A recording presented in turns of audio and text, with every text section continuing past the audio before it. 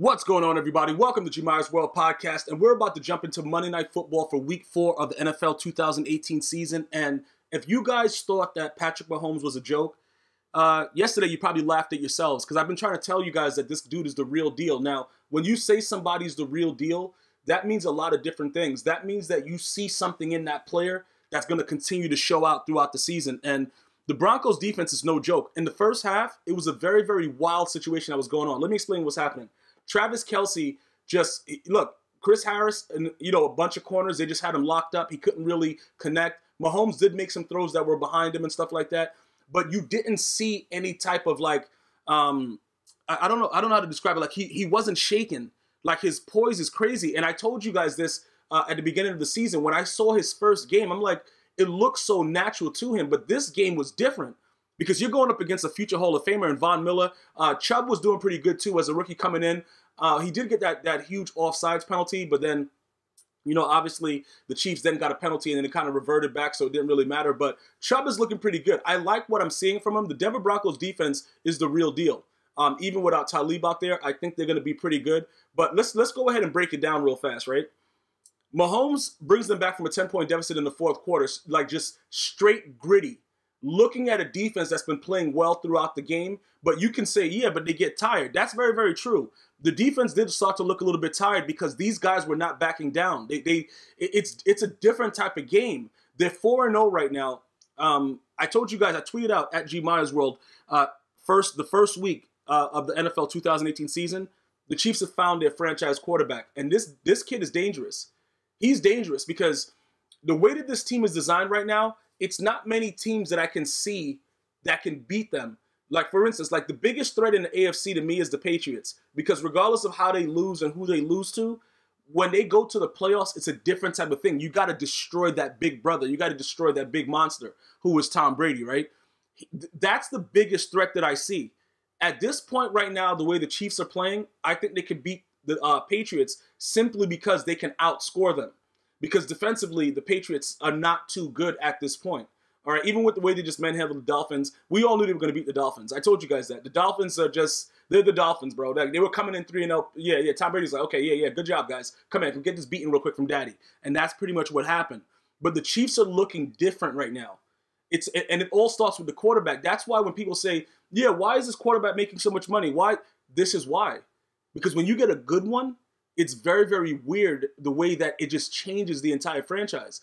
And they are surrounding and loving this guy. It's different. It's not like the way that, the Pittsburgh Steelers locker room feels about Le'Veon Bell. They love this guy, Mahomes. They really love him. And I love watching him play. And I know you guys do too, because it's unbelievable. Like every time he does something, like when he escaped that sack, when the dudes are right around him, this is Von Miller, dude. Like these are dudes that are coming in. Like Von Miller is a finesse player that comes right in, and this dude is eluding him, bro. Like like how do you do that? How do you not get sacked by a guy that, like, I don't know, but that's not what this is about, right? Let's talk about the Broncos. Let's talk about Case Keenum, because during the first half, I was saying to myself, and I don't know if a lot of you guys said this as well, if the Vikings have kept Case Keenum, they wouldn't be losing like they are right now.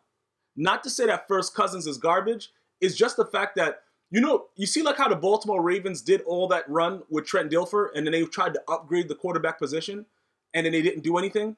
Sometimes a mediocre quarterback is decent for a team with a great defense. That's what my point is. Like, it's like the Vikings were, they were known for their defense last year. This year, they're just looking like straight garbage, but it was very interesting to me. It's interesting to me to see the way that they're playing right now and the way that the offense was moving with the Broncos in the first half. Okay, like it was showing me that Case Keenum is still a suitable quarterback. He's not like a household name, but he's a very, very decent journeyman. And like I said, we would never know what would have happened with the Vikings going into this season if he would have been able to stay there and do whatever.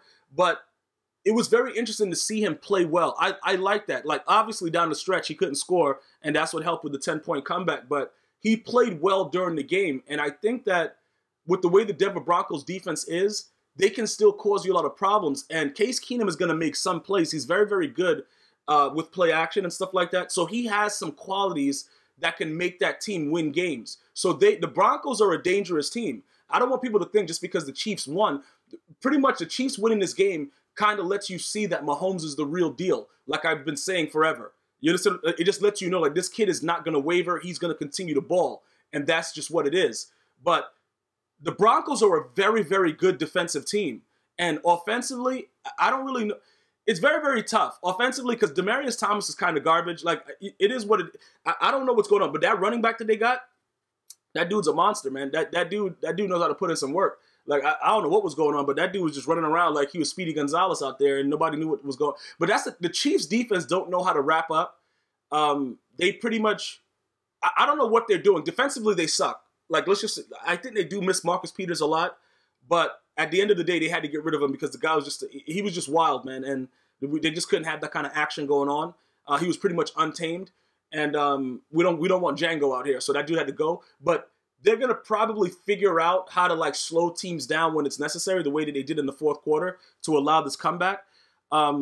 Speaking of the game in general, Jason Witten is a horrible commentator, and at certain points, I was going to be like Shannon Sharp and just mute my TV. But, I got to listen to what's going on because I need the sound to hear the hits and stuff like that. But Jason Witten is by far the worst commentator I've ever heard. Well, I can't say the worst because in basketball, they have some other guys that are really trash also. But it's amazing to me. Like, Tony Romo is so good, and Jason Witten is so terrible. So I don't know how long he's going to be doing that. More than likely, he'll be fired and relieved of his duties as soon as possible once the complaints come in. But you know what I'm saying? I'm not going to do a verbal complaint, like write a letter like, yo, this dude right here. But I'm just saying, a lot of people are going to say, like, this dude sucks. You know what I'm saying? Like, if you watched it, you pretty much know that Jason Witten doesn't know how to, like, he is terrible at this. Like, he is terrible at that. If that's his job, he's very, very terrible at it. So I don't know what he's doing. I just wanted to add that part in because that really frustrated me while I was watching the game. Getting back to Travis Kelce now. He wasn't able to do much. He was able to get some things later on in the game as this thing started to open up. But I think what Jalen Ramsey did by talking about Gronk and putting corners on tight ends, it kind of made it obvious to every team to now put cornerbacks on very, very good tight ends. And I think that that's changing the game. And people are going to have to find other ways for these players to get open because you're just not going to get open now.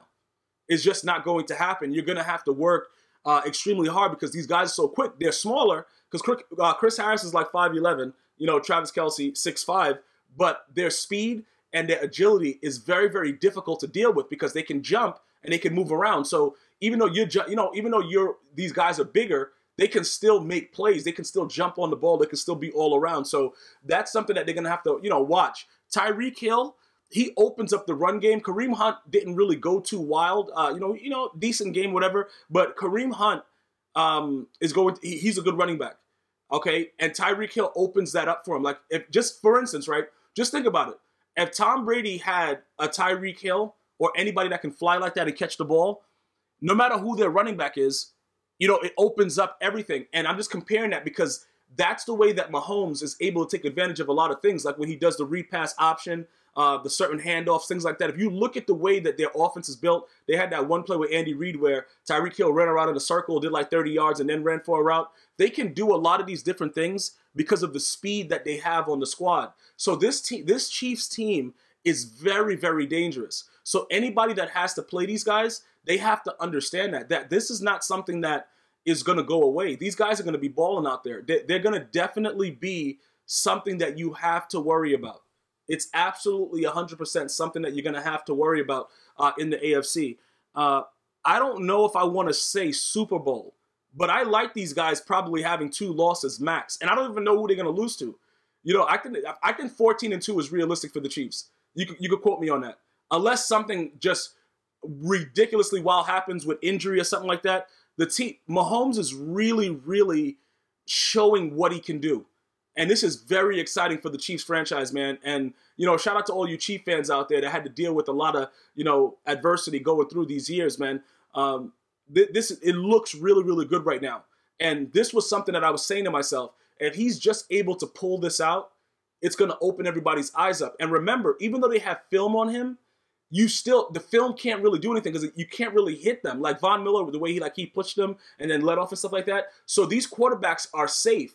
They know they can't really be hit. Dudes can't fall on them, all that stuff. So it's an open thing for them to be very, very good the way that they are with the new system. So there's a lot of things in their favor. And I'm just telling you, he's a tough kid. He could take these hits and everything like that, but just knowing that they can't do whatever they want, that also keeps him a little bit more, keen and ready to go on the field. So congratulations to the Chiefs, man. And also the Denver Broncos are still a good team. Don't sleep on them. Make sure you guys know you could go ahead and download G Miles World Podcast, Spotify, iHeartRadio. We're on iTunes, Android, and definitely subscribe to G Miles World Podcast on YouTube. And I'm going to see you guys and girls next time, man. Enjoy your day. Football back soon. One love, y'all.